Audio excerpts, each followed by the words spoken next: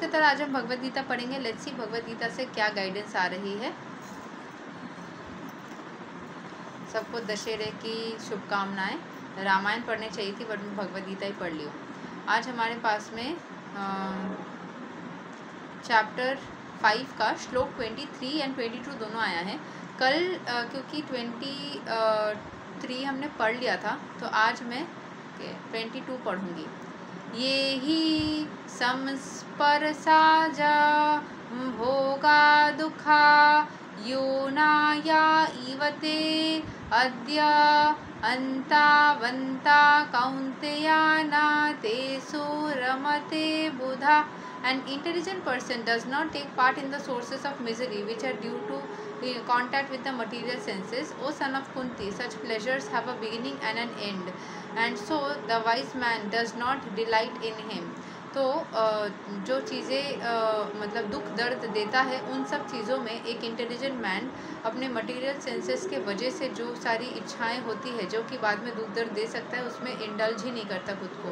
Material sense pleasures के अंदर वो जाता ही नहीं है क्योंकि वो टेम्पररी बॉडी को सुख देता है, उसके बाद वो ख़त्म हो जाता है। फॉर एग्जाम्पल कोई टेस्टी फूड, मतलब टेस्टी फूड तो ऑब्वियसली आप खा सकते हो बट फिर भी ऐसा फूड जो कि आपके सेहत के लिए अच्छा नहीं है उससे आप दूर रहो। एक लिबरेटेड सोल जो है वो टेम्परेरी चीज़ों में बहुत ज़्यादा बह नहीं जाती, ठीक है। Knowing well the joys of transcendental pleasures, how can a liberated soul agree to enjoy false pleasure. जब आप मुक्त हो जाओगे तो इतनी ज़्यादा सुकून में रहोगे, ये जानते हुए भी आप कैसे फॉल्स प्लेजर्स के दलदल में फंस सकते हो, नहीं फंस सकते। सो पद्म पुराण में बोला गया है the mystics derive unlimited transcendental pleasures from the absolute truth. जो मिस्टिकल लोग होते थे, मिस्टीरियस लोग होते थे, मिस्टीरियस नहीं मिस्टिकल यानी जो ये बोल सकते हैं स्पिरिचुअल लोग, तो वो ना ऐसे जो कि थोड़ा सा गुप्त रहते थे वो अनलिमिटेड स्पिरिचुअल प्लेजर्स जो है वो भगवान से कनेक्ट होकर के महसूस कर पाते थे। And therefore the supreme absolute truth the personality of God is also known as Rama, क्योंकि रमन्ते योगिनो अनन्ते सत्यानंदे चित आत्मनि इति रामा पदे सौ परम ब्रह्मा भी धीयते। तो ये आई थिंक मन को जो भा जाता है, रामा जो मीनिंग है ना वो रमन करने वाला, ठीक है। रामा शब्द का अर्थ होता है रमन करने वाला, तो जो मतलब भ्रमण करने वाला, घूमने वाला। तो जो हमारा जो परमेश्वर है उनसे हमारा मन इतना खुश होता है, इतना रोम रोम हमारा खुश हो जाता है, इसीलिए भगवान को रामा भी बोला जाता है। जो हमारे मन को रोमांचित कर दे, खुश कर दे एंड हमको ऐसा फील करे जैसे कि हम सुख के सागर में भ्रमण कर रहे हैं।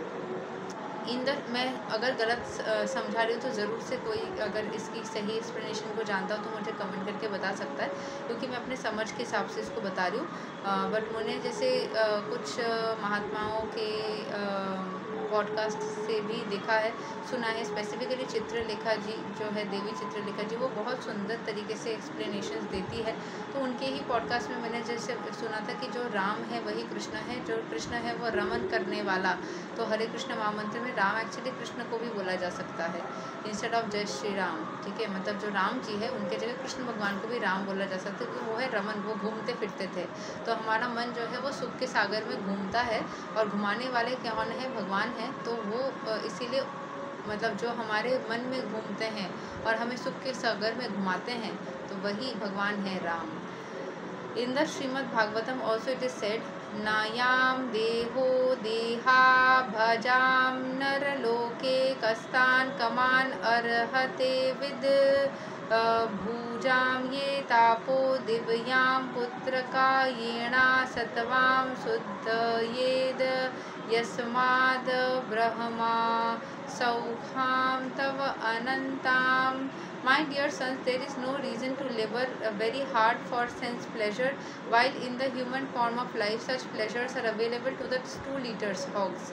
So यहाँ पे बोला जा रहा है कि ऐसे जो प्लेजर्स जो क्षण के लिए रहता है, अपने सेंस को खुश करता है, फिर ज़िंदगी भर के लिए नहीं रहेगा, ऐसे प्लेजर्स तो जो 2 लीटर्स है या फिर जो एकदम लोअर लेवल की एनर्जी में है उनके लिए है। Rather you should undergo penances in this life, तपस्या करो इस जन्म में, by which your existence will purified, जिससे कि आप प्यूरिफाइड एग्जिस्टेंस में रह पाओ, and as a result you will be able to enjoy unlimited transcendental bliss, और फिर आपको परम सुख की प्राप्ति होगी।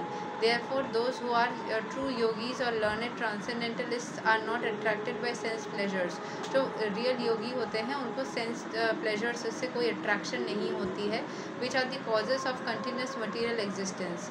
ठीक है, वो कंटिन्यूस मटीरियल एग्जिस्टेंस के लिए जो चीज़ें चाहिए होता है उसके तरफ कोई आकर्षण नहीं होता है, वो चीज़ भले उनके पास रहे। फॉर एग्जांपल आजकल बहुत उठ रही है कि मैं सिर्फ देवी चित्रलेखा जी के बारे में सपोर्ट में बोलूँगी, क्योंकि मुझे वो उनकी आत्मा बहुत ज़्यादा शुद्ध और प्योर महसूस होती है। उनको देखते, उनकी बातों को सुनते ही एक जैसे अश्रु निकल आते हैं। तो उन्होंने जैसे गाड़ी लिया और उन्होंने पोस्ट किया, आई थिंक उन्होंने ये चीज़ गलत किया होगा कि उन्होंने पोस्ट कर दिया।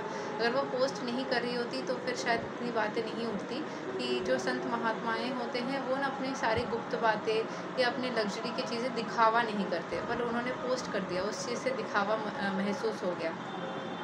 तो ये चीज़ शायद नहीं करना चाहिए था।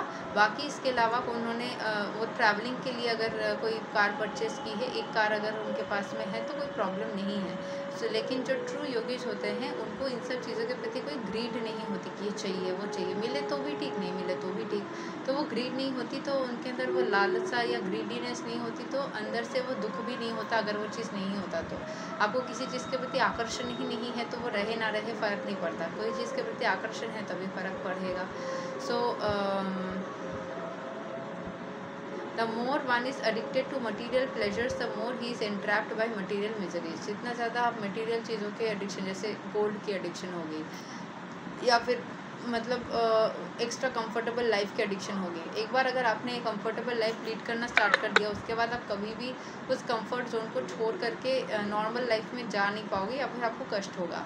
सो अगर आपको किसी भी चीज़ की लत लग जाती है तो वो बाद में आपको तकलीफ़ दे सकती है। ठीक है, so you should be very careful, and आपको कभी भी इन सब मटेरियल चीज़ों से अटैच नहीं होना है। ठीक है, सो आज के लिए यही तक भगवद गीता। अगले दिन हम और एक श्लोक पढ़ेंगे, तब तक के लिए हरे कृष्णा, राधे राधे, जय श्री राम।